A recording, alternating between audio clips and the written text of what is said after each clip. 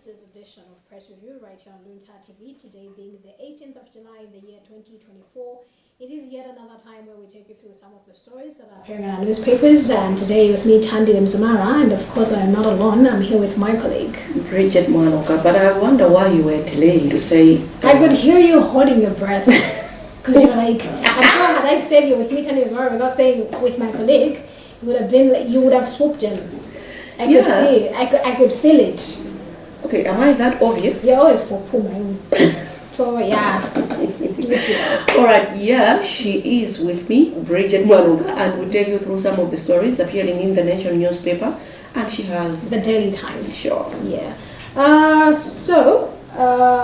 Based on the... Should I start? Yeah, you can. Okay. Okay, on the front page of the Daily Times, the headline here reads, Government's debt trap grows. Sub-headline reads, Treasury seeks 568 billion Malawi kwacha in local loans in 3 months. Part of the story reads that Treasury plans to borrow a total of 568.018 billion Malawi kwacha domestically between July and September this year, the Daily Times has established. The information is contained in a letter dated 28th June 2024 from Secretary to the Treasury Bechani Chereni to Reserve Bank of Malawi RBM Governor Wilson Banda regarding the Treasury bills and Treasury notes calendar for July to September. That is a lot of money for 3 months. Yeah, it is. Okay, so I think I'll take two on the front page. I'll start with one which reads, 89% feel Malawi on wrong path. And there are two subtitles, Afro-Barometer Survey says democracy betrayed, and another subtitle, democratic support down from 78% in 2011. And partly the story reads, 89 out of every 100 Malawians believe the country is heading in the wrong direction due to rising corruption and lack of accountability coupled with economic and political shortcomings, and Afro-Barometer Survey has established. I wanted to stop at that, but then I feel I should go with another paragraph. The inaugural Afro-Barometer flagship report titled African Insights 2024, Democracy at Risk, the People's Perspective, also shows that apart from corruption, failure and the debt of the rule of law is also gradually whittling away, and democratic support, which has dropped to 58% from 78% in 2011. I think this is another sad development. It definitely is. It is. But it is not surprising. It is not. Because I think it would be surprising if more of the percentages were about, oh no, we're good. Because, I mean, let's be honest, everyone at this, almost everyone at this point would have been shocked, to say the least. If someone, if it was a positive note to say, oh no, people are going good, things are going grand, but let's be honest, I think at this point, Aliesa would deal with, things are moving from things she's not nice. And things she's not nice. Yes, things she's not okay, nice. Still on the front page of the Daily Times, the headline here reads, Strange disease claims 3 lives in Neno. Part of the story reads, a peculiar disease has reportedly claimed the lives of 3 children and left 20 others hospitalized at Neno District Hospital. Caroline Banda, spokesperson for Neno District Health Office, told the Daily Times that the disease is exhibiting symptoms resembling malaria. Banda indicated that despite this, none of the patients have been diagnosed with malaria. So apparently some of the symptoms are diarrhea, fever, vomiting, headaches, and stomach pains, which are really common actually. Yeah, and I'm looking at looking at the situation right now, apart from that, I think we are having strange flu. Oh yes. You know? It's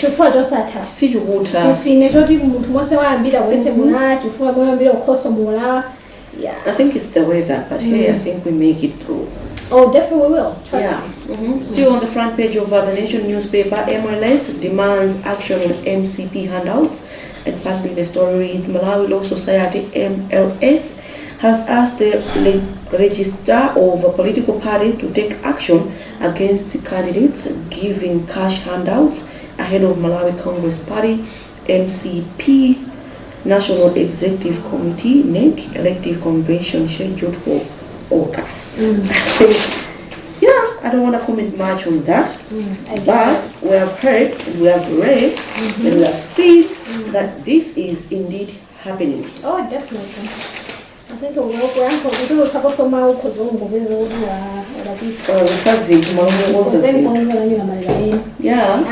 businesses. I was about to. Yeah, Business here. A headline here is MRA reacts to tax stamps concerns. Part of the story reads that the Malawi Revenue Authority, MRA, has clarified that the excise tax stamps, which some quarters are protesting, are not additional taxes, but rather a tool to identify products on which excise tax has been paid. I think this is a response to the grouping called Malawi First People First. Yesterday they held a press briefing. That is the leader, Bon Kalindo. They were complaining about the tax and also the NRB and the Malawi Electoral Commission, and they gave them 10 days ultimatum to fix things, because I think they felt like the tax, according to MRA, the tax is not additional taxes, but it is rather a tool to identify products on which excise tax has been paid. So, of course, I understand the concerns of the Malawi First People First. Is it Malawi First People First grouping? Let's be honest already, and for them, Yeah. because it starts even from Musara West and Afige, and then, of course, I think I like the fact that MRA akubanga clarify kuti kodi ndizajani ninkhani ungofunika ndikuvetsa kuti kwenikwena kuti taxi, what is it all about? So I think it's a good move by MRA trying to emphasize chifukwa muthu udzive zoti mpaka mwachisanzo of salary when you have tifauti ati inarenga bomu. It's not working. All right, the nation business, Lilongwe Logistics Hub on the cards, a subtitle to operate as a center of imports, exports to the sea. Faced with high transport costs due to underdeveloped transport infrastructure and reliance on the road transport, the Malawi government has moved to develop a dry port, also known as Logistics Hub in Lilongwe. The port, to be developed under public-private partnership (PPP) in Area 55 near Kamuzu International Airport in Lilongwe, will be operating as a center for transshipment of sea cargo to inland destinations. Shall we move on to international news? Yes, please. Okay, you can start. Okay, Kenya protesters threaten more demonstrations today. Okay. Protesters against Kenyan President William Ruto resumed on Tuesday under the hashtag Ruto must go, to force him to step down despite the president's recent concession. I think things are also moving from bad to worse in Kenya. Very. Oh yeah. And we are talking of a new president here. I mean, not new, but yeah, he is new. He is new. And I think people had a lot of expectations from him that he was going to deliver and all that. And it's sad. And a lot of things are also happening in Kenya. Oh yeah. Remember that story you were telling me about yesterday? Serial killer. A serial killer. It's a little too much for the country, really. It's a Gabanigiziga. How many people did the serial killer kill? About 42, including his wife. It's actually women. 42 women. Wow. Not just people, but women. Should we say he is obsessed with women? I mean, serial killers, that's why he's called a serial killer, because serial killers have an MO. They have a specific type of killing, how they kill people, and also Zaga, because the Antamina Pedal, their age range is from 18 to 30. Wow. Yes, so that's serial killers for you. They have typical age range. Sometimes other people target the old, they target children, okay. So that's serial killers. The way you were explaining it. Trust me, I watch so many movies, that's why I'm saying that. Okay. Don't be surprised. I mean, don't be. What's that? No, what's that? Should I be scared? No. I don't have the capability of it. I know, you're too nice for that. Okay, if you say so. Anyways, speaking of international news, Trump's choice of running mate raises fears. Part of the story reads that European politicians and diplomats had already prepared for changes for their relationship with the United States in the event of a second Donald Trump presidency. Now that the Republican candidate has chosen Ohio Senator J.D. Vance as a running mate, those differences appear even more stark on prospects for the war in Ukraine, security and trade. A vocal critic of U.S. aid to Ukraine, Vance told this year's Munich security conference that Europe should wake up to the U.S. having to pivot its focus to East Asia. Okay, so I understand why the fears are there when apparently choice ya Donald Trump amene afuna kukhala vice president wake amene akuti JD Vance yeah. already is not sizimamusangalatsa kuti the United States imapereka thandizo kudziko la Ukraine. Yeah. He wants the help to be positioned to another. Yeah, before it should be diverted to the East Asia and not to Ukraine. So already European politicians are worried with if that Donald Trump yeah. which means there might be the possibility of the US might actually stop aiding Ukraine, which is bad because the country already struggling. Speaking of Mukhondo, Israel kills dozens of Palestinians. Yikes. Fighting between Israel soldiers and Hamas in several parts of the Gaza Strip on Tuesday killed at least 57 people, according to Palestinian health officials. That's too much. That is. Let's move on to your favorite part. Yeah. That's in Kwacha. Please. Okay. 14 million Malawi Kwacha raised for Sapo Banda. That is the headline. Part of the story, a fundraising drive initiative by renowned writer and social media influencer Stanley Onjezani Genani for veteran musician Sapo Banda concluded yesterday, raising 14,345,950 950, yes, Malawi Kwacha. The money will be handed over to Sapo Banda today, and Kenani moved in quickly with the fundraising initiative on social media for the legendary musician barely a week after his brother Lucius Banda was laid to rest in Balaka. He has since held people for supporting the fundraising drive, and I think one thing I like about this fundraising drive is the fact that it's honoring people whilst they're still alive, giving people their flowers whilst they're still alive. We would have done this, we would have done that. And also kubereka thandizo ndelambiri kwi upambaliro. Yeah. You see, I think it's something we can all learn from. Whilst people are still alive. And I understand Sapo Banda was moved from Balaka to Luntha. Is it? Yeah, and I understand the amount of money. There is a certain treatment which he supposed to be receiving twice a week. Like once a week. And I think the best part of the 14 million will make a difference. I think it's called dialysis. I think he has is it kidney issues? I understand.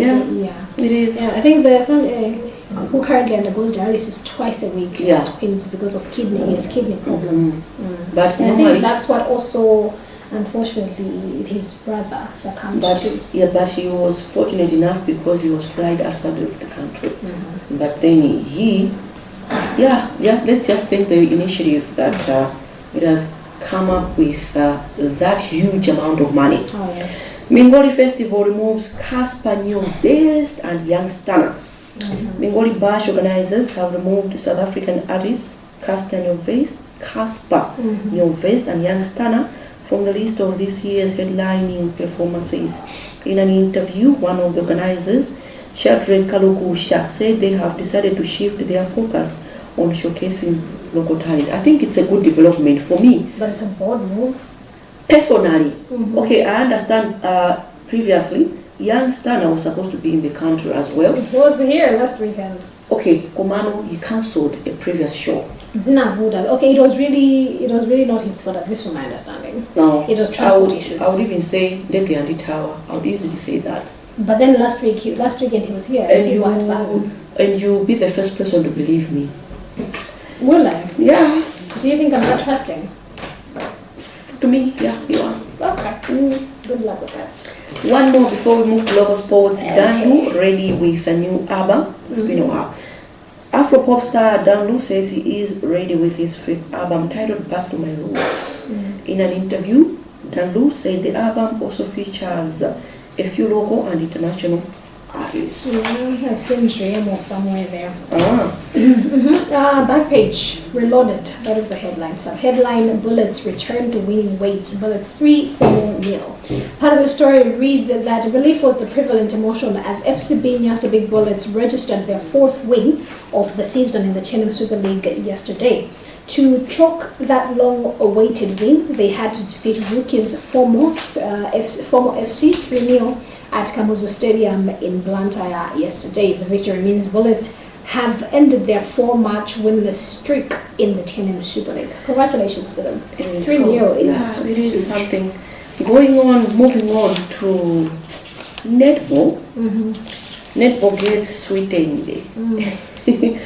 As Salima Sugar double sponsorship to 80 million kwacha. And then the headline was netball gets sweetened. Yeah, that's Salima Sugar. Oh, yeah. I'm like, okay. People are creative. Very creative. Okay, so part of the story, Salima Sugar Company Limited has doubled sponsorship for the National Netball League to 80 million kwacha, heightening excitement among, okay, it was supposed to be among the netball fraternity. That's an exciting news. It is exciting news. Still on the back page, Malawi to host CAF Women's Tourney. Part of the story reads, the Council of Southern Africa Football Association, COSAFA, has chosen Malawi as the host of the 2024 CAF Women's Champions League /COSAFA qualifier slated for next month. Both COSAFA and Football Association of Malawi FAN confirmed the development yesterday. The tournament was initially supposed to be staged from August 16th to 23rd in Durban, South Africa. However, COSAFA is yet to confirm the exact dates for the tournament in Malawi. That's huge. Yeah, it is huge. We're moving from Durban, South Africa to Malawi. Yeah, it is huge. And that's Scorchers are in good shape. Do you know who Scorchers are? I know. They are the women in football who make us so proud. Oh, you are indeed a Malawian. Okay. Scorchers coach Lovemore Fazili yesterday said his charges are now in good shape after a week-long camp that concluded on Wednesday at Impira Village in Chiwembe Township, Luntha. Okay. International sports. In football. Chelsea probe Fernandes video of alleged racist chant. Part of the story reads, Chelsea are investigating a video posted on social media by midfielder Enzo Fernandez that the French Football Federation says includes an alleged racist and discriminatory chant. On Tuesday, the FFF said it would file a complaint to World Governing Body FIFA over the video featuring a song sung by some of the Argentina squad about France's players. I was eyeing that to a story. Yeah. But then I'll move to Riau and Vel Mbappe. Sadly. Yeah, sorry for you. Kylian Mbappe said his childhood dream of joining Real Madrid had come true as he was unveiled to a packed Bernabeu. The France forward 25 signed a 5-year deal at the club in July after the expiry of his Paris Saint-Germain PSG contract. Things are looking good for him. I hope his face is fixed now. And he broke his nose. Oh. Yeah. He recently broke his nose, and then he was wearing something. I think he was trying to keep his nose. What do you call that? The thing? Yeah, I mean, I'm just going to say a thingy. I don't even know what it was, but yeah. That also brings us to the end of what we had for you in this edition of Press Review right here on Luntha TV. Today, Thursday, the 18th of July. Remember that we only managed to take you through some of the stories that are appearing in our newspapers, so if you want to know more details, get yourself the papers with each going at the price of 2,000 Malawi kwacha. Yeah, I think you have said it all. Of course. You don't even have to say anything more. I think it's just me mentioning my name and saying, of course, let's save people the trouble. They already know who you are. Alright, but I still have to... Of course. You know how it is. Even when you mention my name on my behalf, you won't do that. Of course, say it, because I might pronounce it differently. Please. Alright, thank you so much for watching. My name is Bridget Mwanuka. I wasn't alone. I was with the talkative... Thandi Wemzumara. I am not the talkative Thandi Wemzumara. My name is just Thandi Wemzumara. Thank you for watching. Thank you, and have a lovely, lovely Thursday.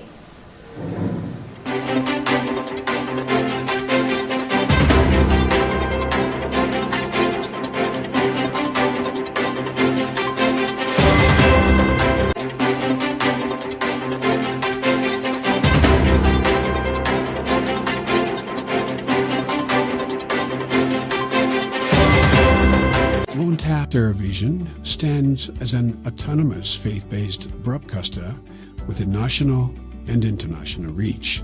Experience the difference with Luntha Television.